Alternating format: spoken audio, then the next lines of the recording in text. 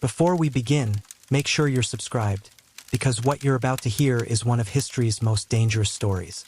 A story that was erased, rewritten, and buried under royal archives for over a century.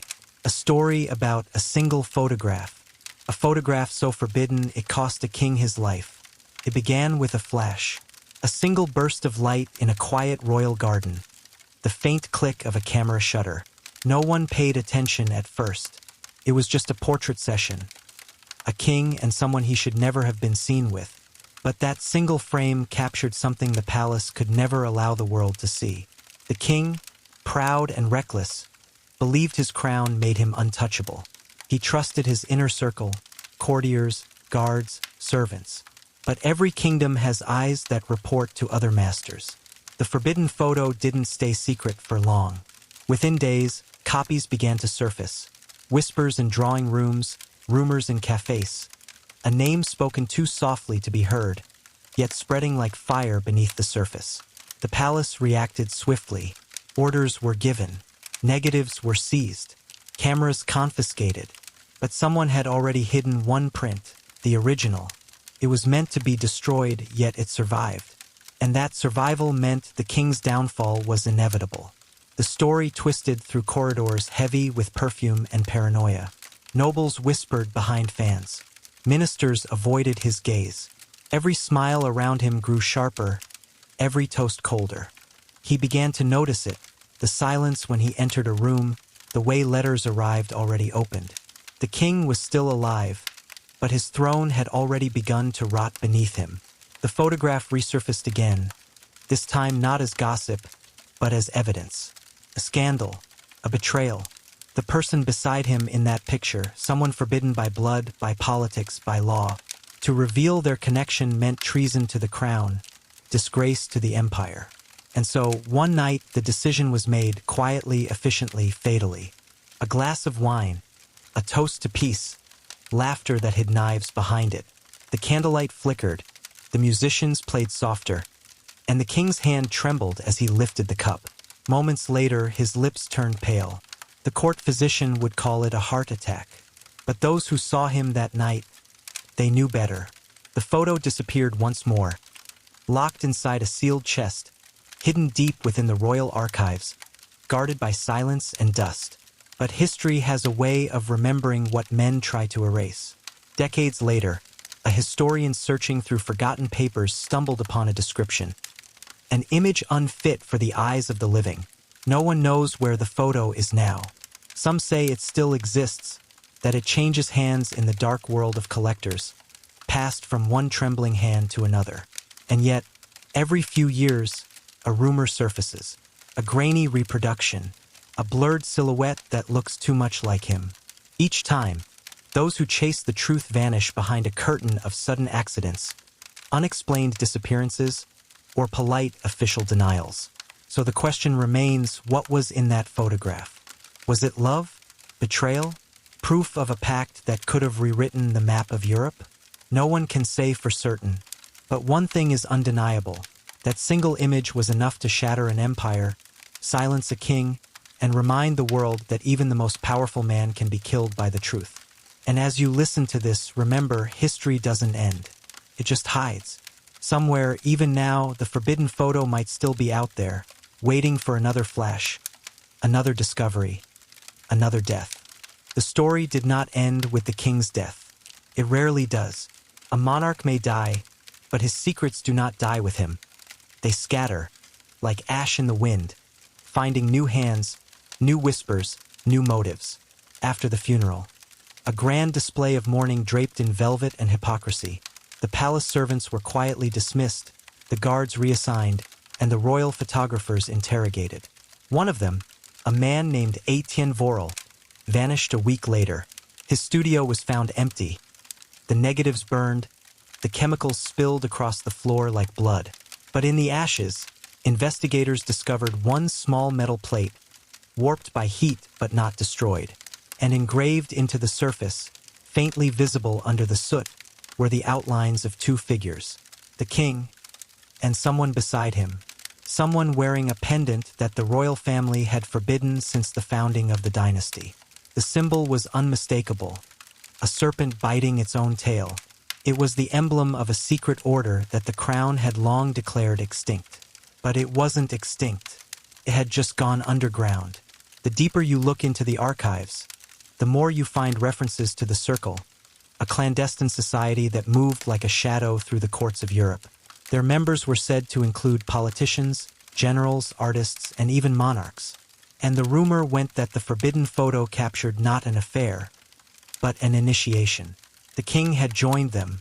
That revelation, if made public, would have undone centuries of royal legitimacy. The church would have condemned him. The rival nations would have used it as proof that the crown had sold its soul. It wasn't about love or betrayal anymore. It was about control. The council that ruled after his death erased all mention of the Circle. Books were censored, letters burned. But you can't burn every copy. One remained, hidden in a monastery's sealed vault, labeled simply, Archive of the Unseen. For decades it slept, undisturbed, until a young archivist, curious, careless, broke the seal. Inside he found an envelope. No name, no date, only a single photograph wrapped in oilcloth, and a note in trembling handwriting. Do not look at it in the light. He ignored the warning. The next morning, his colleagues found his desk overturned, the photograph gone, and the archivist's eyes wide open, staring into nothing. The official record says he suffered a sudden seizure, but those who saw his face said it was terror. Since then, that photograph has reappeared in fragments. A corner of it printed in a forbidden magazine, a description in a diplomat's diary, a rumor in the margins of forgotten letters. Each time, it brings death.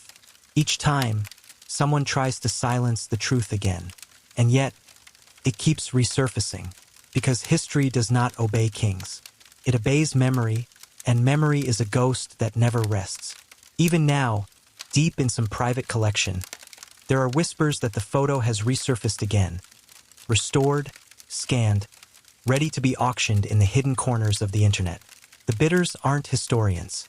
They're governments. They know that image still holds something powerful, something worth killing for. And perhaps the most terrifying question is not who took the picture, but what it shows when you stare long enough. Years passed. The kingdom that once mourned its slain monarch fractured into silence, then dust. New flags rose, old crests faded, and the story of the forbidden photograph became just another rumor. A tale whispered by old archivists who drank too much and remembered too vividly. But every rumor has a pulse, and some things, no matter how carefully buried, refuse to die. In 1957, a British intelligence officer named Alastair Crane was assigned to catalog post-war confiscations from fallen regimes. He had no interest in royal scandals or curses. His work was simple: classify, tag, forget. But among the boxes of faded documents and war trophies, he found one sealed in wax, labeled in Latin, Imago Regia Ultima, the king's last image. He didn't know what it meant. Curiosity is a dangerous thing. He broke the seal. Inside was a folder wrapped in silk, and within it, a single glass negative. At first glance, it was only dust and shadow, but when he held it against the light, shapes began to form. A face, half in darkness, the faint glint of a crown, and behind him, a figure that seemed wrong. The proportions didn't make sense. It was human, but not quite, almost like someone had been standing too close to the camera, and yet somehow behind the king at the same time. Crane laughed it off, thinking it was a trick of exposure.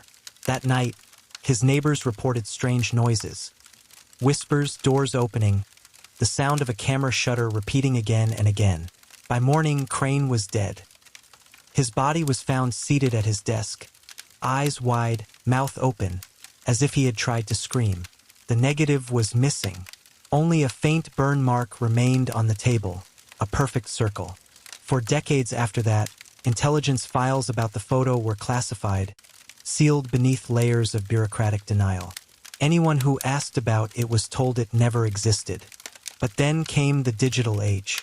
Scanners, archives, forums, the perfect storm for something ancient to crawl back into the light. It started as a rumor on an obscure history forum. Has anyone ever heard of the last image of King Alaric? Then came a blurry upload, a reproduction of a reproduction, too damaged to reveal much. But when enhanced, the outlines became clear enough to recognize the royal insignia. The same pendant, the same twisted shape behind him. Within hours, the thread vanished. The users who had commented disappeared from the forum, their accounts deleted, their posts wiped clean. Still, copies of the image circulated, encrypted, hidden in digital dead drops, each one slightly different, as if the photo itself kept changing. Some versions showed the king smiling, others his face blurred, eyes hollow. One version, uploaded for only 43 seconds before deletion, showed what appeared to be movement, the figure behind him shifting, as though aware of being seen. Experts called it a hoax. Archivists called it an impossibility. But then, museums began to report strange break-ins. Not robberies, nothing was taken except for certain glass negatives, catalogued under unremarkable numbers. And all from the same era, the same region, the same royal line. Even the royal family today refuses to comment. When asked in an interview, a distant descendant of the murdered king smiled politely and said, "Every family has its ghosts. No one knows who holds the photograph now. Some say it's in the vault of a private collector in Vienna. Others believe it was digitized by an underground group that studies historical anomalies. And a few, the ones who speak carefully, who lower their voices when the subject arises, say the image was never a photograph at all. They say it was a recording, a capture of something that should never have been captured. If that's true, then the king didn't die because of who was in the picture.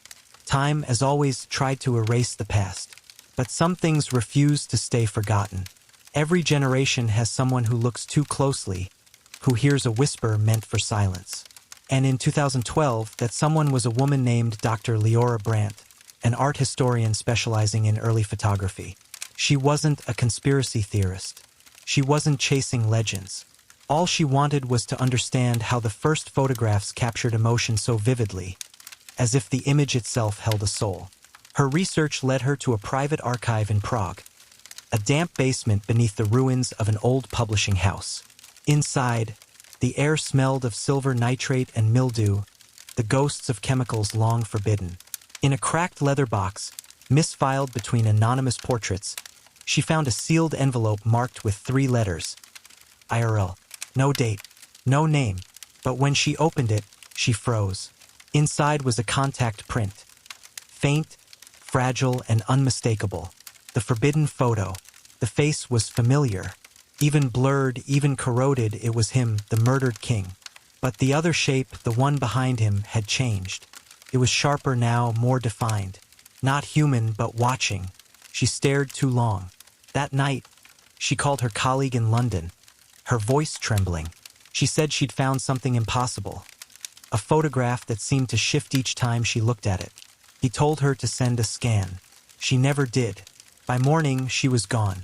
Her apartment was untouched. Her phone still on the desk, recording. The last 30 seconds captured only breathing, and the faint sound of a shutter clicking once. The authorities dismissed it. Another missing academic. But her colleague received something days later, a memory card, no return address. On it, a single file, encrypted, labeled only IMG_000. When he opened it, it wasn't a photograph. It was a short clip, less than 2 seconds long. The same royal garden, the same king, but this time the camera moved. Someone or something was behind it. He watched it once, then again, and on the third viewing, the king blinked. Not as in a glitch, not as in film dust, but deliberately, as if aware of being watched again after a century of silence. The file deleted itself seconds later. His computer burned out, and the smell of silver and smoke filled the room. After that, rumors spread like static. A curator in Rome claimed she saw the same image appear briefly in a slideshow, unlisted, hidden among unrelated files. A journalist in Warsaw said he received an email with the subject line, "Do not look in the light." And when he opened it, the power in his entire building failed. A hacker in Berlin swore he found the coordinates of a server in Liechtenstein hosting an image that could not be copied, downloaded, or deleted. Each time, the same warning appeared in the metadata. The king is still watching. No one knows if the photo itself is cursed, or if the curse was born from what it captured. But one detail keeps returning in every version: the figure behind the king. Sometimes it's described as a shadow, sometimes as a reflection, sometimes as a double. Historians now debate whether the king was murdered for political reasons, or because he had discovered something that broke the boundary between light and death. And every historian who studies the image, every archivist, every researcher, disappears the same way. Their last messages, their last writings always include the same phrase: the photo looks different now. Maybe the king wasn't the first to die for it. Now the story reaches the years we can still remember. No kings, no courts, only screens that never sleep and cameras that never blink. And yet the same image still wanders, wearing new disguises. It first appeared again in 2019, hidden inside a file dump from an art restoration lab in Lyon. The technicians were digitizing old glass negatives for a museum database. One of the files refused to process. The software froze each time it reached frame 237. When they finally opened it manually, the screen flickered, and there it was. The same garden, the same figure, the faint glimmer of a crown. But this time, the photo wasn't still. Pulsed, as if the pixels were breathing. The lab director ordered the drives destroyed. But a copy escaped, copied by a junior intern who thought it was just corrupted data. Within a week, that intern deleted all his social accounts and moved out of his apartment without warning. The only thing he left behind was a note taped to his monitor. "It saw me." Not long after, the file began surfacing in fragments across unrelated systems. Embedded in ads, hiding in cached thumbnails, hidden in places no one should have looked. A group of independent digital forensics experts tried to trace its origin. They followed the code back through proxy chains and burned servers until one address remained, an IP registered to a now-defunct royal trust. The trust's motto? Per lumen veritas. Through light, truth. But light was exactly the problem. Each time they rendered the image at full brightness, the data warped, numbers replaced with coordinates that mapped perfectly onto the ruins of the old royal palace. When they visited, the site was fenced off for renovation. They found nothing there but a single, half-buried camera lens, cracked yet strangely warm to the touch. After that, the file began to mutate. People called it the living negative. It no longer behaved like a picture. When viewed in darkness, it showed only the king. When illuminated by phone light, by sunbeam, by lightning, it revealed the second figure, always closer than before. Now, late at night, archivists speak of an account that uploads at irregular intervals under the handle @imagoregia. Each post appears for less than 1 minute. Each post contains one image: blurred faces, indistinct silhouettes, sometimes a crown glinting through digital haze. No one has ever traced the source. Some claim the posts align with lunar eclipses, others with the anniversaries of royal deaths. And sometimes, just before an upload vanishes, a line of text appears at the bottom of the frame. Look again. They say that if you do, the picture changes. The background shifts.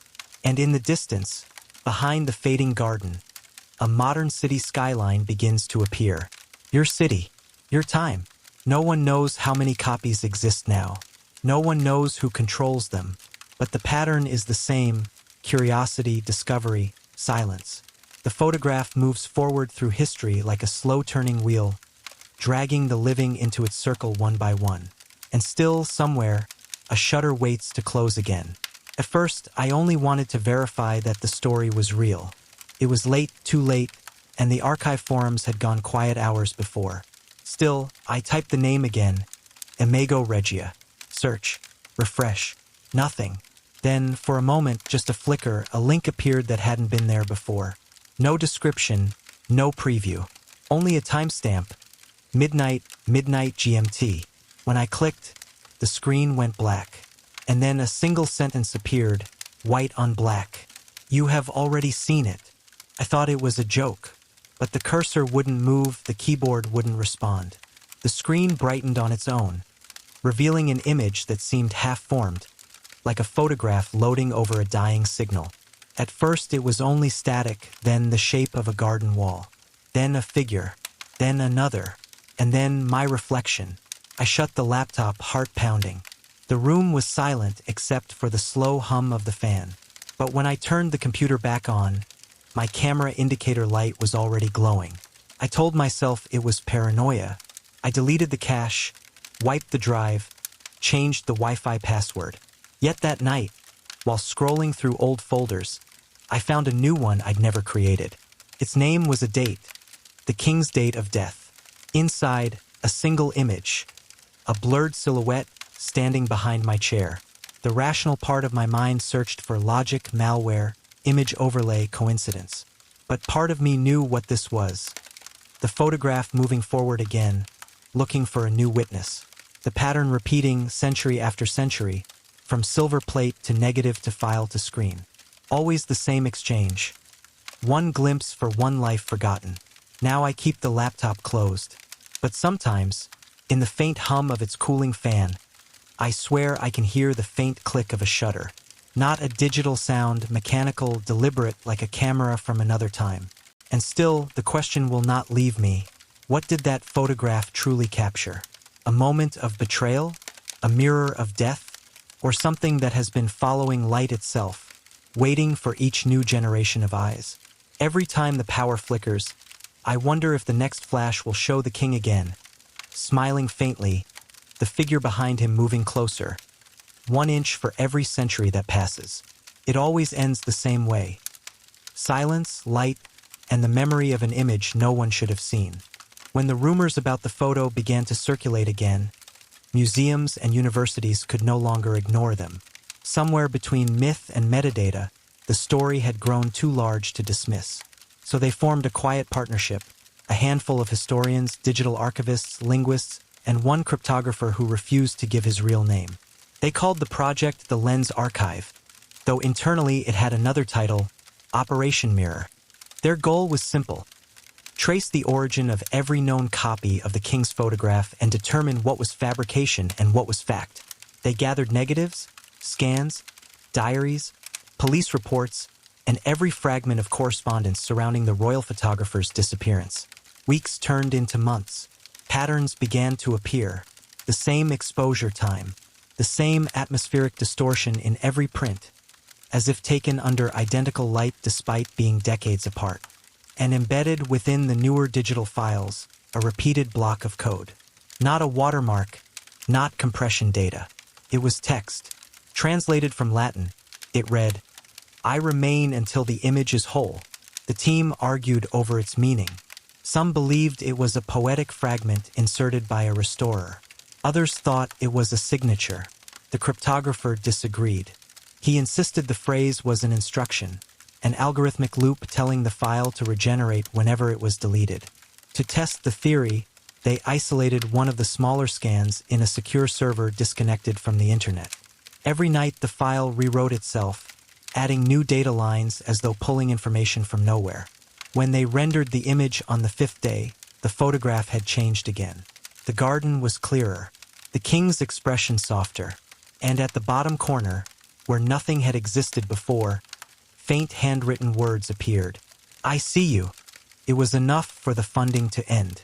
Officially, the project was closed, the equipment archived, the drive sealed. Unofficially, the members stayed in touch. They met in cafes, libraries, quiet corners of museums. They exchanged fragments. A mirrored reflection in a restored painting, an overexposed frame in a news photograph, a pattern in the grain of antique glass. Every time they thought the trail was finished, another connection emerged, tying the old royal image to new technology. They began to suspect the photograph had never been about a single picture at all. It was an idea, a self-replicating record of observation, proof that the act of seeing could leave a trace that wanted to be seen again. The king's death had silenced the first witness, but not the event itself. Now, with each new discovery, they faced the same choice the king once faced: look deeper or turn away, because the further they traced the lineage of the image, the closer they came to something larger than scandal, larger than history, a possibility that light itself remembers. And so, the story of the forbidden photograph comes to a pause, though never truly an end. The king is gone. His throne is dust. The court that once conspired in shadows has vanished into history. Yet the photograph remains, alive in fragments, whispers, and reflections.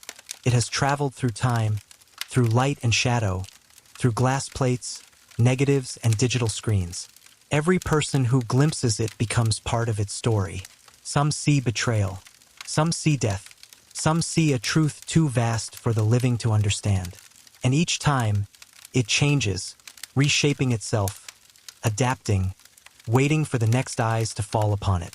It is a reminder that history is never as silent as we hope, that even the most powerful kings, surrounded by armies and guards, cannot control what has already been seen, that a single image, a single click of a shutter, can echo across centuries, altering lives, shifting realities, and haunting the present.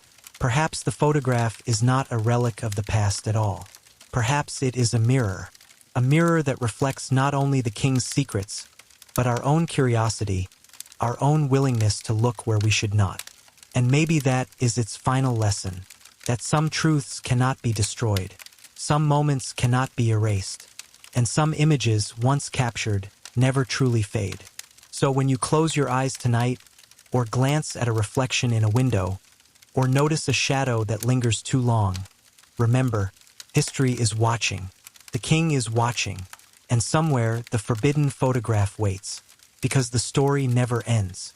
It only waits for the next eye to see it, the next hand to uncover it, the next heart to understand it, and in that moment the cycle begins again.